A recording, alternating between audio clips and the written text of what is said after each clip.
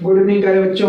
जैसा कि आप लोग अच्छे से पढ़ रहे होंगे, हम यही उम्मीद करते हैं। और डीएलएड के प्रथम सेमेस्टर के अब तक के जितने भी प्रश्न कराए हैं उसके आगे प्रश्न को लेते हैं। आज का पहला प्रश्न है, कह रहा है कि एक कार 1 लीटर पेट्रोल में 16 किलोमीटर जाती है तो 6 सही 3/8 लीटर पेट्रोल में वह कितनी दूरी जाएगी। बहुत ही आसान सा प्रश्न है। 1 लीटर में जाती है तो 16 किमी, तो 6 सही 3/8 को 8 6 48 49 50 51, मतलब 51/8 लीटर इसको लिख सकते हैं। लीटर में जाएगी बराबर 16 गुणे 51/8, 8 दूना 16 और 2 का 9, 2 2 पंचे 10, 102 किलोमीटर जाएगी। यही इसका आंसर होगा। नोट कर लीजिए। समझ में आया हो तो कमेंट बताइएगा। हम लेते हैं दूसरा प्रश्न। देखिए दूसरा प्रश्न क्या कहता है। कह रहा है 80 और 90 के बीच अभाज्य संख्याएं हैं, तो लिखिए 80, 81, 82, 83, 84, 85, 86, 87, 88, 89 और 90। ठीक, हम चाहते तो डायरेक्ट लिख देते लेकिन आप समझ ना पाते, तो थोड़ा समझाने का प्रयास। तो देखिए जरा 80 भी कट जाएगा, 81 भी कट जाएगा, 82 भी कट जाएगा, 83 नहीं कटेगा, 84 कट जाएगा, 85 कट जाएगा, 86 कट जाएगा।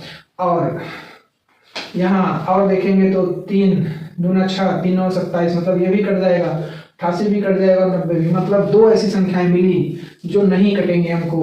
तो 83 एक संख्या होगी, दूसरी 89। यही 2 संख्याएं हैं जो अभाज्य हैं। क्या है? अभाज्य है। तो नोट कर लीजिए। तो हम लेते हैं अगला प्रश्न।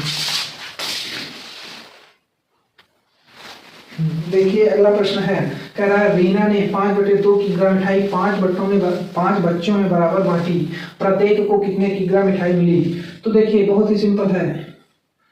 प्रत्येक को मिठाई मिली बराबर टोटल कितना है 5/2, भाग दे दीजिए 5 बच्चों से, ये हो जाएगा 5/2 गुणा आप यहाँ कर दीजिए 1/5। तो अब हल करोगे तो ये 5/5 दूना 10। अब ये ऐसे तो आपको नहीं समझ में आएगा, 1/2 मतलब आधा किग्रा, या फिर आप इसको ऐसे लिख दीजिए गुणा 1000, मतलब 1 केजी। चूंकि 1 केजी बराबर 1000 ग्राम, ग्राम में बदल देंगे तो ये हो जाएगा 1 कट जाएगा, मतलब 500 ग्राम। प्रत्येक को कितना मिला? 500 ग्राम मिला। ठीक, नोट कर लीजिए। हम लेते हैं अगला प्रश्न। देखिए प्यारे बच्चों, प्रश्न है कि 2 अंकों की बड़ी से बड़ी अभाज्य संख्या होगी। तो पहले तो ये जानो कि 2 अंकों की सबसे बड़ी से बड़ी संख्या 99 है। 99 है, लेकिन 99 क्या है? भाज्य, कट जाएगी। इससे छोटी आएंगे तो 98, ये भी कट जाएगी। इससे छोटी आएंगे तो 97, क्या ये कटेगी? तो 3 दूना 6 और नहीं कटेगी, फिर 3 से नहीं कटेगी, 2 से नहीं कटेगी, तो ये अभाज्य हो जाएगी। क्या है? अभाज्य। मतलब अगर 2 अंकों में सबसे बड़ी संख्या अभाज्य लिखी जाए तो क्या हो जाएगा? 97 आंसर हो जाएगा। और 2 अंकों में सबसे छोटी अभाज्य पूछेगा तो क्या हो जाएगा? भाई 2 अंकों में सबसे छोटी संख्या तो 10 होती है, लेकिन 10 के बाद 11, तो 10 तो भाज्य हो जाएगी, लेकिन 11 क्या है? अभाज्य है। क्या है? अभाज्य है। तो जब बड़ी कभी किसी प्रश्न में बड़ा पूछा है तो किसी में क्या हो सकता है? छोटा भी पूछ सकता है, छोटी संख्या। तो 2 अंकों में सबसे बड़ी अभाज्य जो होगी वो 97, 2 अंकों में सबसे छोटी अभाज्य जो होगी वो 11 होगी। ठीक, तो नोट कर लीजिए। अब यहीं पर सवाल ये भी बन सकता है कि 1 अंकों की सबसे छोटी अभाज्य, तो 1 अंक में अगर पूछेगा 1 अंक में सबसे छोटी अभाज्य, यहाँ गलती बहुत होती है सभी से। तो 1 अंक में सबसे छोटी अभाज्य 2 होता है। ठीक, और 1 अंक में सबसे बड़ा अभाज्य, 1 अंक में सबसे बड़ा अभाज्य, तो ये देखो 1 अंक में सबसे बड़ा अभाज्य जाएंगे तो 7 होगा। ठीक, अब 2 के छोटा 1 है, लेकिन 1 अभाज्य में नहीं आता है। 1 जो है वो अभाज्य संख्या नहीं कही जाती है, तो अभाज्य संख्या 2 ही होगी। ठीक है, और बड़े में जाएंगे तो 7 होगी। तो 1 अंकों में सबसे छोटी अभाज्य जो है वो 2 है, 1 अंक में सबसे बड़ी अभाज्य जो है वो 7 है, फिर 2 अंकों में सबसे छोटी अभाज्य जो है वो 11 है, 2 अंकों में सबसे बड़ी अभाज्य जो है वो 97 है, 97 है। ठीक, अब बात समझ में आ गई होगी। हम लेते हैं अगला प्रश्न। देखिए प्यारे बच्चों, कह रहा है मनीष ने बाजार से 5 दर्जन केले खरीदे, यदि 20% खराब निकल गए तो शेष अच्छे केलों की संख्या ज्ञात कीजिए। तो पहले यह जानो कि 1 दर्जन बराबर 12 केला होता है, तो 5 दर्जन बराबर 12 गुणे 5, 60 केले मिल जाएंगे आपको।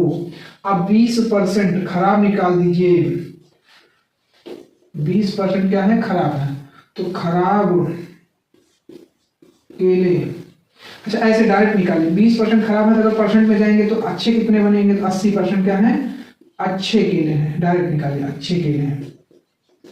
तो खराब निकालिए ही नहीं, हमको अच्छे पूछा है तो अच्छे डायरेक्ट निकालिए। अभी 80% अच्छे बचे, तो अब देखिए कि 60 गुणा 80 बटा 100, 2 जीरो से 2 जीरो काट दीजिए, 48 केले जो है वो अच्छे होंगे। एक बार आप खराब निकालते फिर अच्छे टोटल में से घटाते, इससे अच्छा कि आप अगर 20% खराब है तो अच्छे पर 80% अच्छे केले हैं, तो 60 का 80% निकाल दीजिए, 60 का 80% बराबर 60 गुणे 80 बटे 100, 2 जीरो काट दो, 48 केले जो है वो अच्छे हैं। ठीक, अगला प्रश्न लेते हैं। देखिए कह रहा है एक बाग में 30% पेड़ जामुन के हैं, शेष आम के पेड़ हैं। देखो 30% जो है वो जामुन के पेड़ हैं, जामुन के पेड़ हैं। अब कह रहा है शेष आम के पेड़ हैं, तो 30% जामुन के हो गए तो शेष बचा क्या, तो शेष 70% बचा, मतलब इसलिए 70% क्या है, आम के हैं, आम के हैं। अब कह रहा है बाग में कुल पेड़ कितने हैं, कुल पेड़ बराबर 600 है, तो 600 का 70% बराबर 600 गुणे 70 बटा 100। इससे आसान कोई पढ़ा नहीं सकता है, एकदम आसान भाषा पढ़ा रहे हैं। 6 सत्ते 42, 420 पेड़ जो होंगे वो आम के होंगे। ठीक, तो आप नोट कर लीजिए, जैसा भी लगे कमेंट में जरूर बताया करिए। अगर कोई इसमें आपको न समझ में आया हो तो हम उसको कोशिश करेंगे कि आपको समझ में आए। हम लेते हैं अगला प्रश्न।